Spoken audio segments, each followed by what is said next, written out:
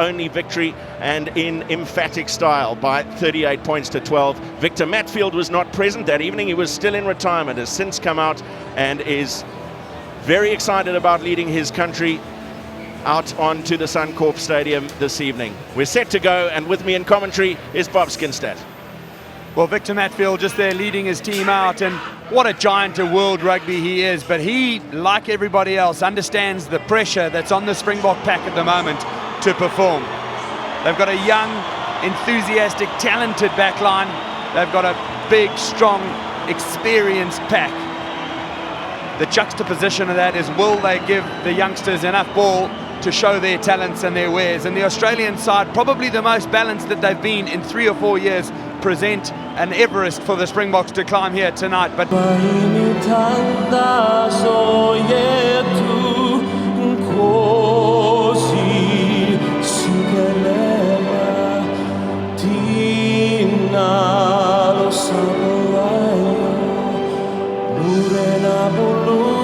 se chavasa Jesu ofiti setin toale maxwene o sibuloke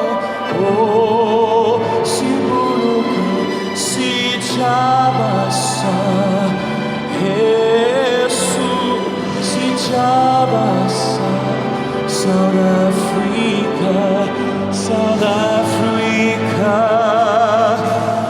die blauw van onze hemel, die diepte van ons ziel, voor ons eeuwige gebergtes, wat die kranse antwoord gee, sounds the call to come together, and united we shall stand. Let us live and strive for freedom in South Africa, our land.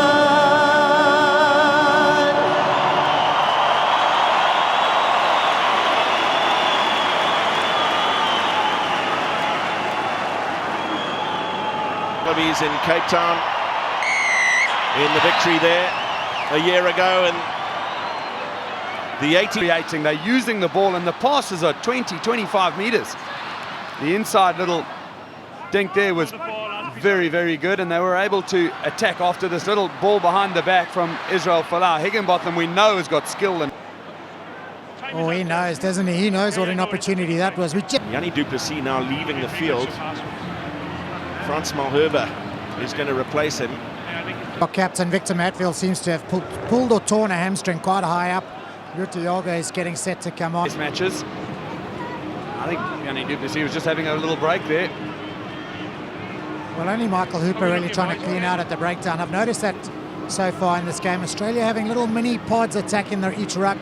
And we've seen him, the Springboks cannot allow him to go up uncontested. Vali Leroux took so much time. Well, booster for the box side as they, you know, the game is all about going forward to win the real to see in the last week or so as well, and certainly coming through and putting his hand up. And he was asked to release it, there he did, and then once Genia has got it, well, I'm not sure that he's come from the side, he's gone through the ruck, but I can understand that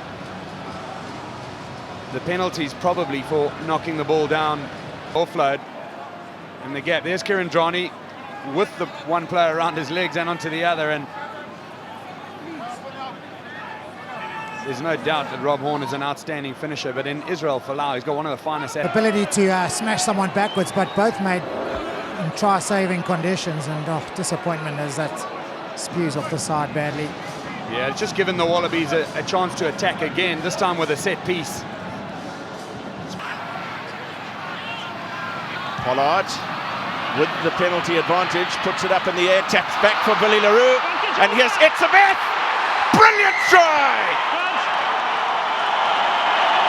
Well, he got one against the World 15 a week ago, which obviously doesn't go on his test record, but now he has a first test try of an Rsavaus.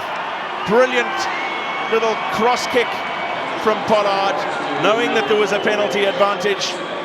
Good aerial skill from Brian Abana, and the finish from Big Eben Etzebeth.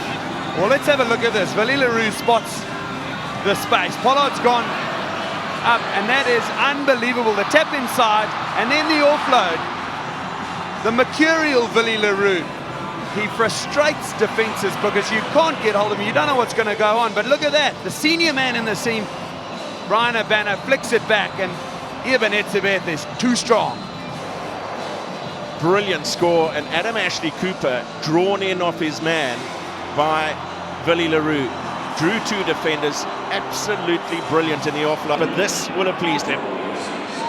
Well, that little flip over the top there, that's something you can't train kids to do. You can't teach rugby players to do that. Willie Leroux had the vision, he had the big man on the outside, the grounding just spot on. Well done, Etzebeth.